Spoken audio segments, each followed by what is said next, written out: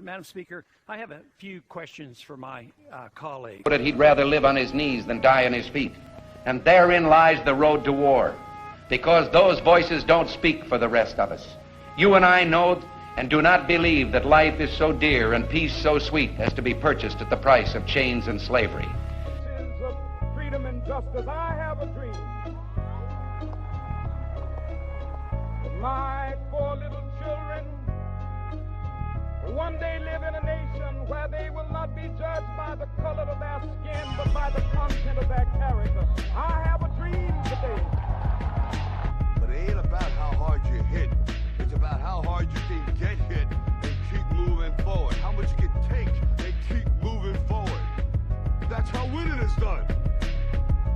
Now, if you know what you're worth, then go out and get what you're worth. But you gotta be willing to take the hits and not pointing fingers saying you ain't where you want to be because of him or her or anybody. Cowards do that, and that ain't you. You're better than that. We shall defend our island, whatever the cost may be. We shall fight on the beaches. We shall fight on the landing grounds. We shall fight in the fields and in the streets. We shall fight in the hills. We shall never surrender. This is our goal. And they may well ask, why climb the highest mountain? Why 35 years ago, fly the Atlantic? Why does Rice play Texas?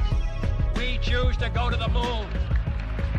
We choose to go to the moon in this decade and do the other thing. Not because they are easy, but because they are hard.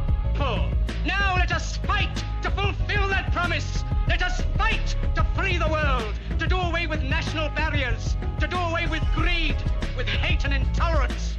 Let us fight for a world of reason, a world where science and progress will lead to all men's happiness.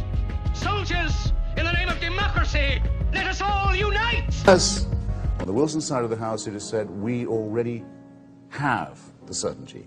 We know that God created us, and we even claim to know his mind and what he wants of us. And I just invite you to open your minds to the possibility that the skeptical and the inquiring and the doubtful will be better than anything that calls itself faith. Because anything that calls itself faith calls itself certainty. And for certainty, I think there is no place in an institute of intellectual mentation and higher education. Think of the endless cruelties visited by the inhabitants of one corner of this pixel on the scarcely distinguishable inhabitants of some other corner. How frequent their misunderstandings, how eager they are to kill one another, how fervent their hatreds. Our posturings, our imagined self-importance, the delusion that we have some privileged position in the universe, are challenged by this point of pale light. Our planet is a lonely speck in the great enveloping cosmic dark. What happens if my concerns are completely unfounded? Nothing. But what happens if my concerns are justified and ignored? Nothing good.